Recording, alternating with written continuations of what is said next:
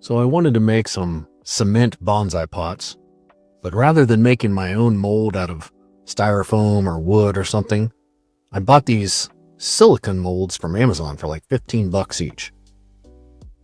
Here's just a quick peek at how it looked afterward. I was pleasantly surprised, but I'll show you the process that I used to get there. I just got some regular Portland cement from a big box store and some play sand.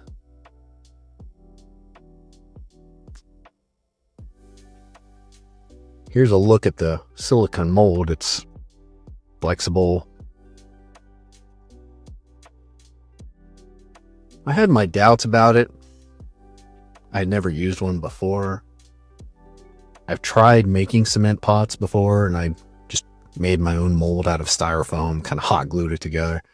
It was a long, time-consuming mess, and you can get things a little off, or one side is slightly longer than the other. So I decided to cheat and use these silicone molds. So it's kind of hard to see, but it's got a little design on the inside there. So I got one bigger one and one smaller one. In this video, I'll mostly focus on the process for the smaller one. And I wasn't quite sure how much of each ingredient to use, so I just did 3 parts cement, 3 parts sand. I had always been told it should be about 50-50 cement and sand. Add a little water. I was really careful with the water at first because what I didn't want to happen was put in too much water and then, oh no, now I gotta put in more cement and more sand. Oh no, now I need more water again. Next thing you know, you've got a whole bucket. So I just added a little water as I went, stirred it up.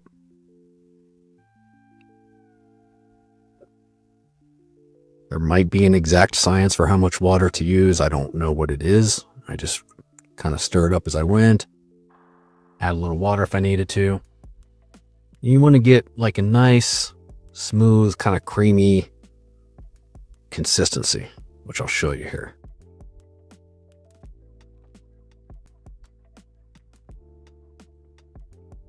You can always add more water, but you can't take water away.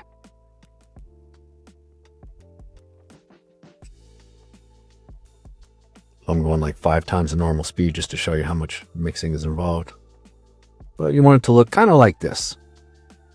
Something like that. Some might like it a little thicker, some might not.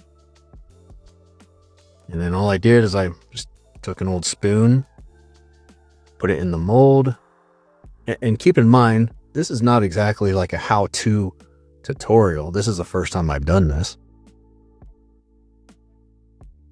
At least with the silicone molds. But I just took the time and I put cement down inside the walls there. The one thing that this silicone mold idea does not compensate for is the drainage holes. So I'll show you what I did to answer that problem. I learned a few things along the way, things that I'll do different on the next round. So you can kind of tell it. I think it's in there all the way. I definitely wanted to make sure that there's no cavities or air pockets in there. So there's a whole lot of this, shaking, vibrating, just getting all the air pockets out and making sure that all the cavities are filled in.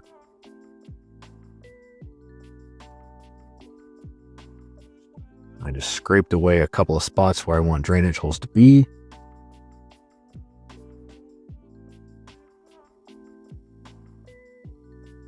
And this is one thing I'm going to do differently next time. Not exactly sure how yet, but I just took some styrofoam and just cut a couple of circles out. And so where those styrofoam circles are, there won't be cement. So then I'll just carve out the styrofoam when it's all done. And there should be 2 drainage holes. But what I didn't really think about at the time is how much those things are going to float around, especially as I shake it and vibrate it to get all the air bubbles out. So not a huge problem, but it presented a little bit of a problem that I could probably do better next time. I'll probably come up with a more permanent solution and maybe hot glue something on there or super glue. And then there's just a lot of this. So you can see little air bubbles.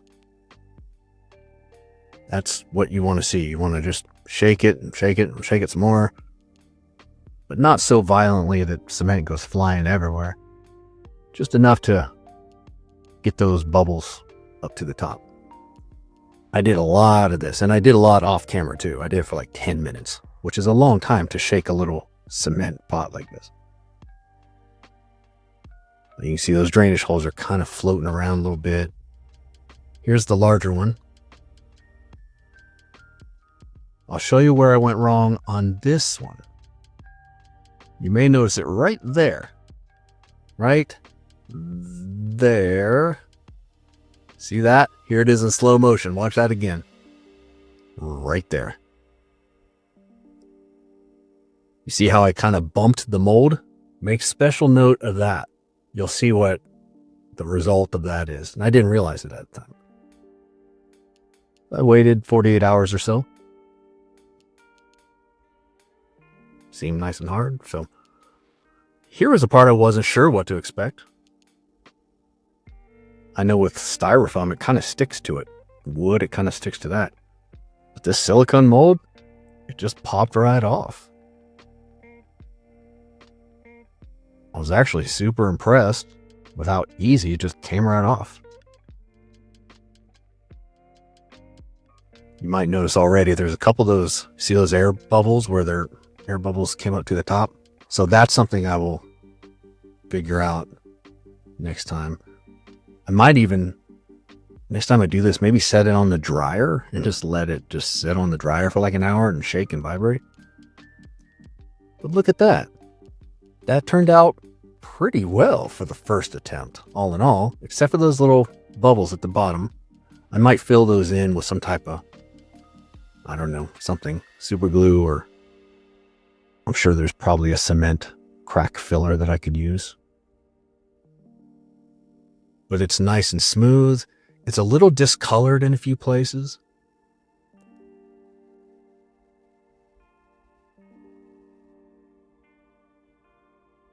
You can see like some black spottage right there.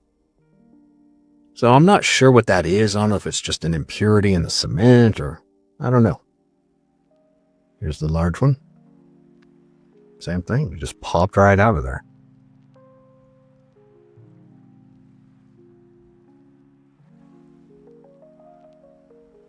I'll put the Amazon links where I bought these molds in the description, but I'm not endorsing one brand or another. I don't get, endorsed to do that. I'm just putting it in there if you wanted to try it.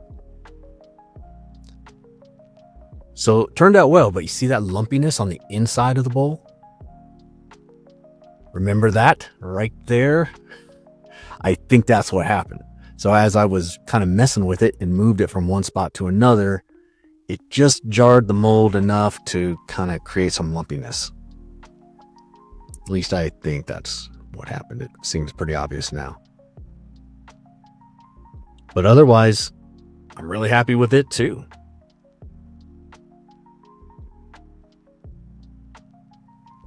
I mean, if you've ever gone out to buy bonsai pots, you would know, a pot like this is probably, I don't know, maybe $20 or so, give or take. The mold being $15 that you can use over and over. It's reusable.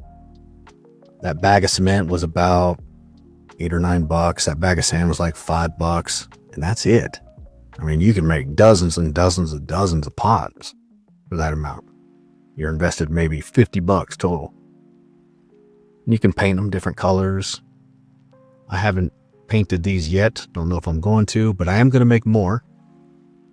And I want to get some cement dye and just try dyeing the actual cement. But first, let's see how this went, because the one thing you might have noticed is that on the inside of those bowls, there were no drainage holes. So what happened is, in floating around, those little pieces of styrofoam kind of rose up a little bit, and so some cement got underneath them. That's why I need a more permanent solution. but that's okay. I'm just gonna finish off the drainage holes here. I've got a masonry bit that I'm going to use, so you just get it wet. If you have to do this, make sure you use the right kind of bit, because it might chew right through like the wrong kind if it's a wood bit or something. I'm going to start by making a couple of small holes and then take a bigger bit to enlarge them. But as you can see, it took like 5 seconds, so no problem. I'll show you something else that I learned here in this process. So here I go with the larger bit. So even though it's been about 48 hours, I realized from after doing this that on the inside, now that I drilled a hole in there, it's still, the cement is still a little bit wet in there. It's just kind of like, I wouldn't say it's like super wet, but it's like wet sand or something is what it seems like. See what I mean? So I decided before I put a tree in there, I'm going to let it sit another couple of days just to dry out all the way. Here's another look. See what I mean? So it's still kind of wet on the inside. So note to self, takes longer to dry than I thought.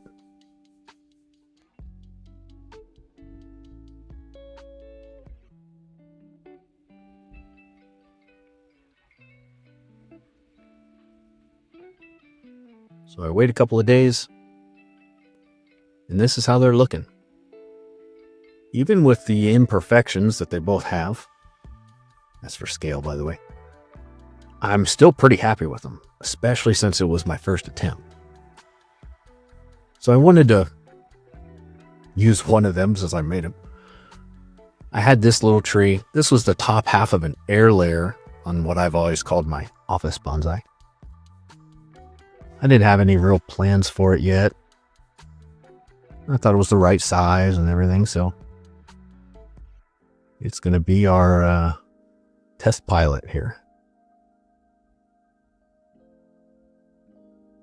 I put a couple of screens over the drainage holes, put some soil in there.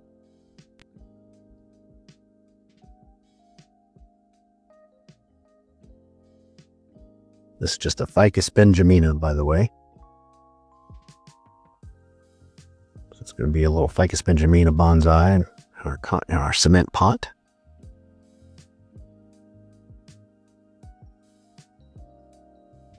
That soil is not too old, so I'm just going to reuse a lot of the same soil, work it into the roots. Then I've got these decorative, I think it's volcanic rock. I thought it would be good to put kind of a top layer on there. The black color kind of contrasts the cement color pretty well and looks okay. And this is what it ended up looking like. So yeah, I'm pretty happy with this. I mean, these cement pots aren't anything to write home about, but it's more of the potential here and in the ease of it. It wasn't hard to do. I can reuse those molds over and over. I can get better at it, but it opens up a lot of doors. I can make a lot more now. So I just wanted to give you a look at my process, show you where I went right, show you where it went wrong. I tried finding some examples of people making these with silicone molds. I couldn't find any. Lots of other do-it-yourself type molds, but not silicone. So that's it. Hope you enjoyed it. Have a good rest of your day.